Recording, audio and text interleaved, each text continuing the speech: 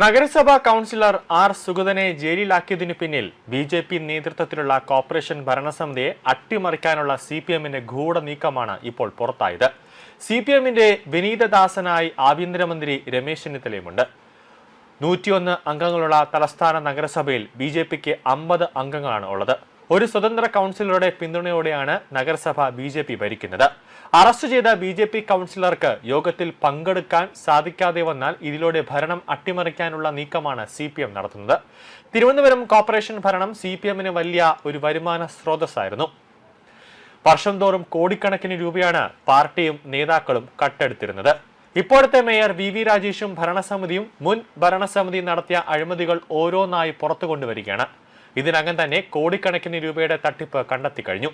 ബി.ജെ.പിയുടെ നേതൃത്വത്തിലുള്ള ഭരണം മുന്നോട്ട് കൊണ്ടുപോകുന്നതോടെ കഴിഞ്ഞകാല ഭരണസമിതിയുടെ നിരവധി പേർ ജയിലിലാകും. പല കള്ളത്തനങ്ങളും പുറത്തുവരും. ഭരണം മറിച്ചിടേണ്ടത് CPM-ന്റെ ആവശ്യകതയാണ്, അവരുടെ അഭിമാന പ്രശ്നമാണ് ഇപ്പോൾ. ഇല്ലെങ്കിൽ CPM ഓരോ ദിവസവും നാറിക്കൊണ്ടിരിക്കും. ഇതിന് സുഗതനെ കരുവാക്കാനുള്ള ഗൂഢനീക്കമാണ് കാപ്പ ചുമത്തി ജയിലിലടച്ചത്. ഇതിനായി ആഭ്യന്തരമന്ത്രി രമേശ് ചെന്നിത്തലയും കൂട്ടുപിടിച്ചു. പുറമെ CPM-നെതിരെ പറയുകയും അകത്ത് കൈയഴിച്ച് സഹായിക്കുകയും ചെയ്യുന്ന നിലപാടാണ് ചെന്നിത്തല ഇപ്പോൾ ചെയ്യുന്നതെന്നാണ് ബി.ജെ.പി. പറയുന്നത്. മയക്കുമരുന്ന്, മണൽ മാഫിയ, പിടിച്ചുപറി, കൊലപാതകം തുടങ്ങിയ കേസുകളിൽ ഉൾപ്പെട്ടവർക്കെതിരെയാണ് കാപ്പ ചുമത്തുന്നത്. 3 വ്യത്യസ്ത കേസുകളിൽ പ്രതിയാകുകയോ ഗുരുതരമായ കുറ്റകൃത്യങ്ങളിൽ ഏർപ്പെടുകയോ ചെയ്യുന്നവർക്കെതിരെയും കാപ്പ ചുമത്തും. എന്നാൽ സ്വമേധയാ എടുത്ത കേസുകളിൽ പ്രതിയായവർക്കെതിരെ കാപ്പ ചുമത്താൻ കഴിയില്ല.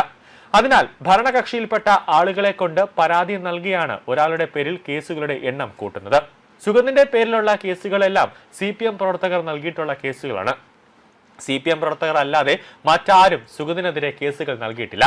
വട്ടിയൂർക്കാവിൽ VK പ്രശാന്ത് MLA ആയി വന്നതിന് ശേഷമാണ് സുഗതനെതിരെയുള്ള കേസുകളുടെ പ്രവാഹം കൂടുന്നത്. ആ കേസുകളെല്ലാം രാഷ്ട്രാധിഷ്ഠിതമായ കേസുകളാണ്.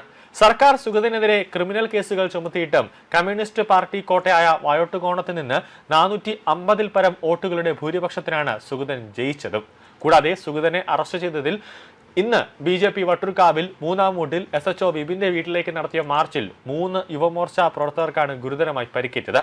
വാഴോട്ടുകോണം വാർഡ് കൗൺസിലർ സുഗതനെ കള്ളക്കേസിൽ അറസ്റ്റ് ചെയ്ത നടപടിക്കെതിരെ CI വിപിന്റെ വസതിയിലേക്ക് യുവമോർച്ച മണ്ഡല കമ്മിറ്റി നടത്തിയ പ്രതിഷേധ മാർച്ചിൽ യുവമോർച്ച ജില്ലാ സെക്രട്ടറി ആകാശ്, വട്ടിയൂർക്കാവ് മണ്ഡലം പ്രസിഡന്റ് ആദർശ്, വട്ടിയൂർക്കാവ് മണ്ഡലം ജനറൽ സെക്രട്ടറി അരുൺ എന്നിവർ ഗുരുതരമായി പരിക്കേറ്റ് ഇപ്പോൾ ആശുപത്രിയിലാണ്. ജലപീരങ്കി അകലം പാലിക്കാതെ പ്രയോഗിച്ചതാണ് പ്രവർത്തകരെ കരുതിക്കൂട്ടി പോലീസ് പരിക്കേൽപ്പിച്ചത് എന്നാണ് യുവമോർച്ച ജില്ലാ അധ്യക്ഷൻ വിഷ്ണു K. ആചാരി പറയുന്നത്. CPM നേതാക്കളെ സംബന്ധിച്ചിടത്തോളം ഗുരുതരമായ കേസുകൾ 4ഉം 5ഉം കൊലപാതക കേസുകളുള്ള ലഹരി കച്ചവടമൊക്കെ ബന്ധമുള്ള ഗുണ്ടകളുമായി ബന്ധമുള്ള ഒട്ടനവധി CPM പ്രവർത്തകരും നമ്മുടെ തിരുവനന്തപുരത്ത് തന്നെയുണ്ട്. പക്ഷേ അവർക്കൊന്നും തന്നെ ഒരു തരത്തിലുമുള്ള കാപ്പ കേസുകളൊന്നും ചുമത്താൻ പോലീസിന് ധൈര്യമില്ല എന്നതാണ് ഏറ്റവും പ്രധാനപ്പെട്ട കാര്യം.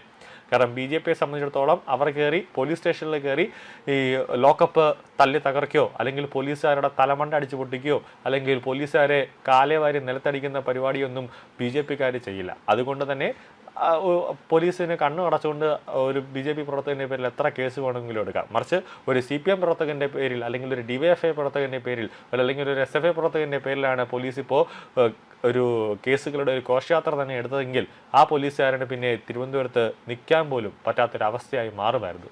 ഈ CPM പ്രവർത്തകർ എല്ലാവരും കൂടെ പോലീസ് സ്റ്റേഷനിൽ കയറി പ്രവർത്തകരെ ഭീഷണിപ്പെടുത്തും, വേണമെങ്കിൽ അവരെ തലവരെ അടിച്ചു പൊട്ടിക്കും. അതുകൊണ്ടാണ് CPM പ്രവർത്തകരെ അവരെന്ത് ചെയ്താലും കണ്ടില്ല കേട്ടില്ല എന്ന് നടിച്ച് കേരള പോലീസുകാർ നിൽക്കുന്നത്.